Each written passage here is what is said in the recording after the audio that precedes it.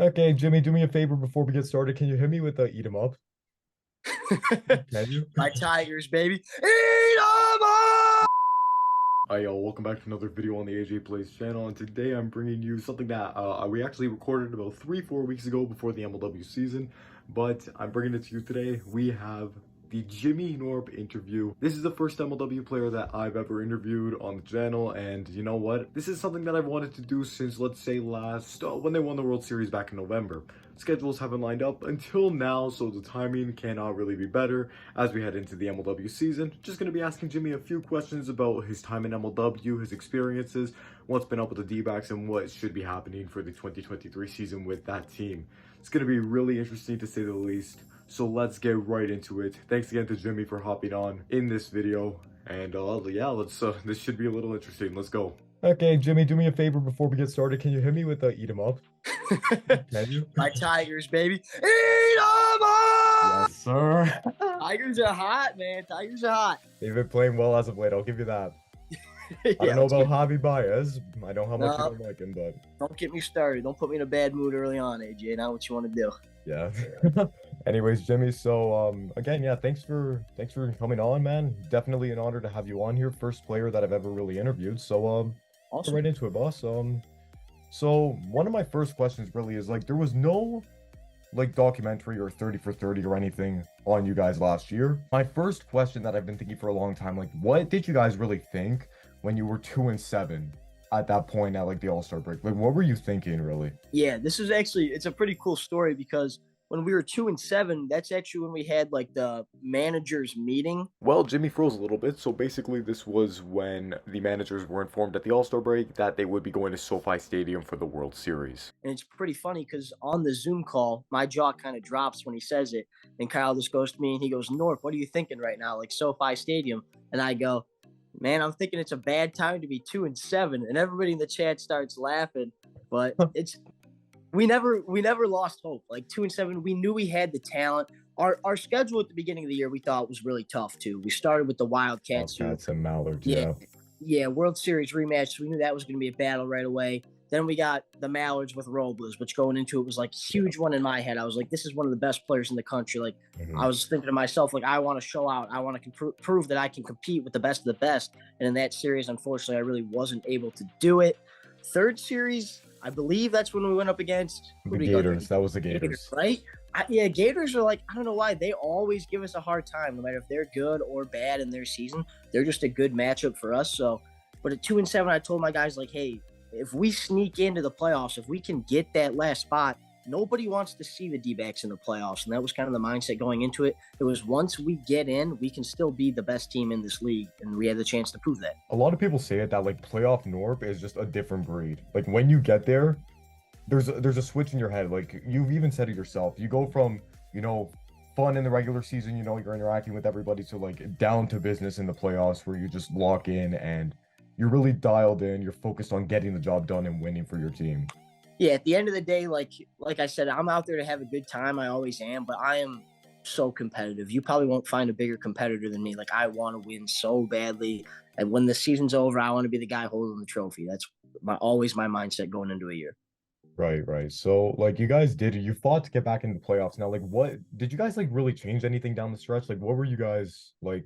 Did you change anything in your game plan? Any different approaches? Yeah, I would just say AJ honestly was telling the guys to be more confident. I always say that Jonah Heath is our go guy. The team goes because if Jonah's hitting and Jonah's hot, then you have to pitch to me, that kind of thing. And then you Yeah. don't want to pitch to Jonah. And if you don't want to pitch to Jonah, that means you have to give Shima good pitches to hit, which means Shima's now going to see easier pitching to hit. So when Jonah goes, this team really goes. And with that 4-man lineup heading into this year, it's going to be even more important that Jonah's always locked in and ready to go. Perfect bridge for another question that I was gonna have. Like, based on the four-man lineup now, Trey Flood and Casey Bennett, both of them, I want to see a lot more of them this year. I think a lot of people do. Everyone gets drafted into MLW for a reason. They're very talented guys. So for Trey and Casey, will we see them on the mound a bit? They're gonna get some reps hitting. Like, what's the plan for those two? Yep, you're gonna see a little bit of both, and not to spoil too much, but opening day, those guys are definitely gonna get some at bats. I would like to get them on the mound. It's gonna be a fight for that 4 spot really the whole season. And I mean, Jake Pishka is a guy that coming into this draft, I feel like not a lot of MLW fans are very familiar with Jake or his game, but Jake is a good hitter, man. Like, Jake rakes. He's a super talented wiffle ball player, super good hitter. So he's going to be fighting for that 4 spot as well. It's going to be harder to get him out to the Meadows. I can already say, I can promise you he will. He will not be at our first series. We've already had talks, but the goal is to have him there by series number 2. But like you said, that's more opportunities for guys to step up. That means Trey and Casey, they're both definitely going to get at bats that series. Like you said, everybody's drafted into MLW for a reason. I think Trey and Casey are both super talented wiffle ball players. There's no doubt in my mind that they can help this team win. Right, for sure, for sure. On another note, like I was again, like this, a lot of questions really came up because I was expecting the 30 for 30, and this was maybe more focused on the history of the D-backs, not really just the 2 days in September thing, more focusing on like the 2019, 2020 years and then leading up to your second championship now. Like, was there even one really planned for this year, really? Not really. There wasn't one planned for the D-backs per se. We kind of knew if we won the World Series, we weren't going to get one this year. I would hope that like maybe this team can continue to become a dynasty and somewhere along the line we get one, because I think the history of the D-backs is really cool. How we all kind of started coming in one by one. You know, it started with the main guys in 2019 with the Gavin Nareski. And a cool story about that too is I think I've shared this a couple times, but when they were deciding on what the new MLW team was going to be in 2019, it actually came down to those Diamondbacks and then my Livonia guys. It would have been me, Jonah Heath, Michael Shima, and Nick Saylor. So it's kind of a cool story. Yeah, it would have been a really good squad, but it's kind of a cool story how it's worked out now, how like I come into the Diamondbacks in 2020, kind of slowly start to take over. Then we slowly bring in Jonah. Ben Wilson stays for the one championship, which was really cool. Always talked about how much I love Ben Wilson as a teammate. Michael Shima slowly comes in. And then, of course, now Trey and Casey to help kind of finish off with the, I say, dynasty has been so far. And hopefully we can keep building on it. Now, I saw you in the comments a couple weeks ago. You were a little heated when I dropped my power rankings. You pretty much said like ranked won 2 back-to-back championships, and now you have us ranked 5th in the power rankings. Noted, and then you left it at that. So, what's your opinion on that? Like, I mean, you could say whatever you want. I won't get offended, but No, AJ, I like to mess around. The crazy thing this year is what I think is 100% true is I truly believe, and I know people are down on the Gators. I think all 8 teams could make the World Series this year. And I'm high on the Gators too. Yeah, I think they have a decent shot. They're not bad. They're not bad. I think Georgie's going to figure it out. But all 8 teams can really make the World Series. And I think there's only one team that I just can't picture in my mind missing the playoffs, and that's the Mallards. You tell me any of the other 7 teams are going to miss the playoffs, I'll say, okay, I can see it happening. The Mallards, I think they're really good. But I saw Robles in the second slate of the year, and then I saw Robles in the NLCS last year, and he completely figured it out on the mound. I think this guy's going to be Cy Young candidate. I think you could see a very similar season that I had in 2021 from Robles, where he just kind of takes over this league and wins all the awards at the end of the year. I think he's going to be real tough to stop. Yeah, I mean, like, he's the best wiffle ball player, like one of the best in the entire nation. Like, he can adjust to any kind of game, and he did take over the Mallards at this point. And Tommy Coughlin, he fixed himself at the plate. That new kid they drafted, Preston Colm, he looks really good as well. Like, the Mallards are a damn solid team, and they're going to be a fit for like any team to play. Yeah, they're tough, man. But MLW is so competitive right now. Like, it's so hard to predict. Anybody's power rankings that come out, like, yeah, I mess around, you're the D-backs at 5. I can't really argue because 1 through 8, you could really switch it up in many different ways. Obviously, there's certain teams that right now have to be at the bottom, and I think anything can happen this year. I would have a tough time predicting what's going to happen. A little bit of a funny question here. Is the Patreon a worthy investment? Because I've been thinking about it for a while now. AJ, I'll tell you, the Patreon has slowly gotten better and better. I've been more happy with the content I've been releasing out there. I encourage all the fans to subscribe to Patreon, especially with the MLW season on the way. I like to think of myself as one of the more invested guys in the league when it comes to breaking down games, anything like that. So I'm always going to have my analysis and my input on the Patreon as well. So I think it's definitely a worthy investment. $5 a month, why not? It's a good time on Patreon. The exchange rate here, because I'm here in Canada, so the exchange rate there is not it's not friendly. I guess you could say that, but also I can still deal with it. I work. I'm fine with it. So really, that's interesting. I didn't know that. It was different there. It's cool.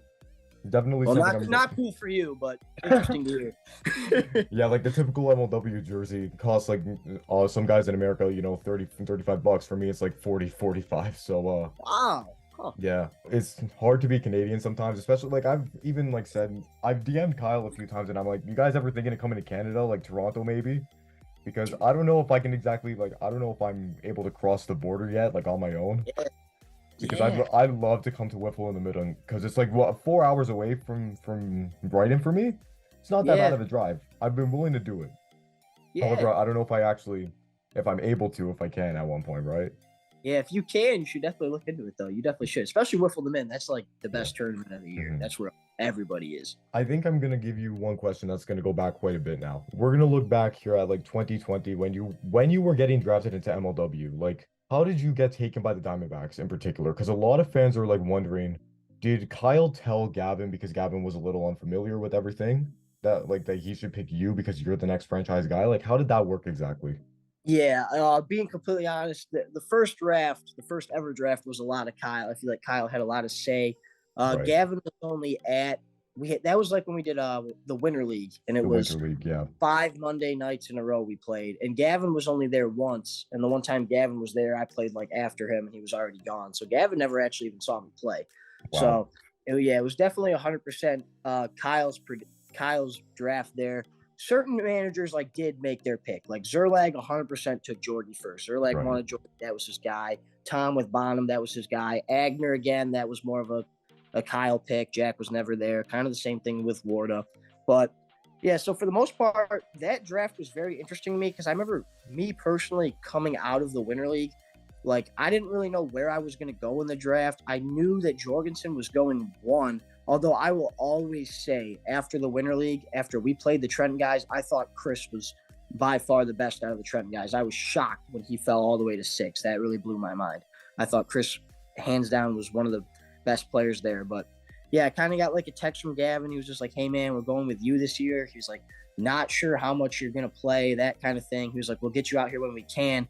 And that's when I kind of texted Kyle, too. And I was like, hey, man, like, I don't know if this guy plans on using me that much. I was like, is there any way like I can get playing time? Like, can we tell him to give me playing time? Kyle was like, let's just say if you don't get playing time there, we'll have you go elsewhere. So it's kind of crazy that it worked out that I played decently enough at the beginning of my career where Gavin kept letting me play a little bit more. Because if that didn't happen, say I started off really bad, like everything would change. Like I might not be a D-back right now, which is crazy to think. So it's been a wild ride from 2020 to now for sure. Yeah, because I'm looking back on it now, like the first half of 2020, the D-backs, if I remember correctly, went 2-7, but this was a mix of you, Heath came for a series, Ben Wilson, Teal, Jewel, and Nareski as well. But then I remember, as much as Jorgensen wasn't there for the Gators the following series, you guys just 16-0 in one of those games. You guys Yeah. absolutely exploded, and like a lot of fans knew that Knorp, Heath, Wilson, like that trio, and then you added Shima next year, but that trio had a lot of potential and could do damage. Yeah. In the following year, I said like you guys were a dark horse contender to win the whole thing. You had a Shohei Ohtani MVP caliber season. You absolutely exploded. And long story short, the Diamondbacks are now 2-time champions. Yeah, it's a wild ride. And I like that you said that too, because I remember when we were at the field that day playing the Gators, the series without Jorgensen, we were just clicking. One thing for sure is like I felt like, not that I didn't like the other Diamondbacks, I actually did. Like I got along with Nareski and Teal and Jewel. Like they still like have congratulated me when we've won like past World Series, and they still like slide into my DMs like, hey man, just congrats on everything that's been going on. But one thing for sure is that series is Jonah will probably definitely agree with me too, is like Ben Wilson, we connected with right away. I loved B. Willie. Trading B. Willie was not easy, man. Like, I loved playing with him. So fun. I still talk to Ben Wilson, like, to this day. I feel like we're still pretty good friends. So when that trio kind of clicked, we were like, again, it was kind of like, we started getting confidence. Like, going into series before that, I kind of felt like it was like, hey, like, let's not get swept. Like, let's try to win a game. Like, that's what it felt like. And then after that day, it was like, hey, let's show what we're made of. Let's go win some series. Let's shock the world a little bit. So it was a lot of fun starting the transition from kind of the old Holly guys, Gavin, all of them, to like me, Jonah, and then Ben Wilson, which started the dynasty. Wow. Just from going from like trying not to get swept to now, like you swept quite a few teams over the course of, your Now, this is your fourth season in MLW you're going into Yeah, now? senior Wow. season. Yeah, time Oh my flies. God, the COVID years. Yeah, and probably one last question, Nor, because I gotta get going soon. Got you. This is going to just looking at like you've become more of a role model for a lot of kids, and like just how does it feel to become someone that kids can look up to and just they can idolize and like say Jimmy Knorp, like that guy right there, like that's my hero. Yeah, AJ, man, let me tell you, it's something I don't take for granted. It's something I don't take lightly. Like when I came into MLW, I never expected the fans to kind of gravitate to me like this. It's been quite the experience. There's like we just went to a tournament and it's been 4 years since I've been in the league, and like it just doesn't get old when like a parent comes up to you and says, my kid looks up to you, like you're his idol. Like Mm, hearing that is mind blowing. And then with the type 1 diabetes thing, I was so happy I was able to do that. Like I got DMs after that. I was not expecting the kind of DMs I got. Like I still get emotional thinking about it. oh, Like it's crazy. Like the DMs I got made me so emotional. It was really special. It was really cool. And just, yeah, kids looking up to you, that's the best part. Like I take everything so seriously. Like everything I post on social media, I'm like conscious of it. Like, hey, kids are gonna see this. Like most of your following are MLW fans. Like those are the people who like you. And like you said, MLW is such a family. It's become like my second family. I'm so close with everybody in the league. On the field, yeah, beautiful. we get into it. We hate each Yeah. other on the field, but off the field, like these guys are now my best friends. Like if I hang out with guys, it's a lot of the times it's MLW guys. Like that's who I'm going to hang out with. So it's been a crazy ride. Don't take anything lightly. To all the kids out there who like gravitate towards me, just know like it's still so special to me. It's still so surreal, and I just love it. So it's been awesome. All right, Jimmy, that was definitely something that kind of inspirational in a way that you just like you don't take it for granted. You love just your position at like where you've come to in the league where kids can look up to you and you know you appreciate it. You try to be a good role model for them. Like through all your socials, I see how much you just try to make entertaining content Yeah. and how much you just like appreciate your fan base and everybody who who looks up to you, who respects you, that kind of thing. So, Jimmy, you've become a fan favorite for so many in the league, and we hope to see you for a lot of years to come. Yeah, awesome, AJ. Awesome. I appreciate it. Means a lot. Fantastic, Jimmy. So, on that note, I'm so sorry, bro. I got to get going, but thank you so much for your time today. It's been a pleasure to have you on. Yeah. And yeah, hopefully we can do this again sometime. Yeah, no worries. Thanks for having me. An honor to be your first MLW player on the channel. So Perfect, cool. Jimmy. Thank you so much, bro. AJ, All right. take care. I'll see you You as soon. well, man. Thank you. This is your fourth season in MLW you're going into Yeah. now? Senior Wow. season. Yeah. Time Oh my flies. God, the COVID years. Yeah. Excuse Oh. me. Oh, I gotta edit that out. My bad. You're good. um,